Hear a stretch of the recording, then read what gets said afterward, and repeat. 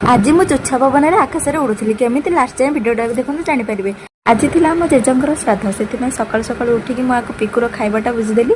Italy Jote खुआई मुझे मोर पलि आसी छात उपर लुगा सुखाई छात उपर देखिए बहुत सारा फुल पड़ता है मुझे स्टाइल मारी ये आम श्राद्ध दिया चलती मुझे पलि आसली पिकुर सतुला करने कहीं से राग तरकारी खाईपर ये आम पिंडा जो बढ़ाई खाई सारापर समस्त खाई सारे मुझे पलि आसली खावाई एमती भोज भात है क्या कदली पत्र खाया भल लगे कमेंट कर मुझे गोटे बढ़िया बुद्धिमान कमटे कर चार्जरटा तले थुआई आ गोटे चार्जर करेन्ट लगाई मु भाविली से मो चार्जर बोली कि तले मो चार्जर था से तारटा लगे जोटा कि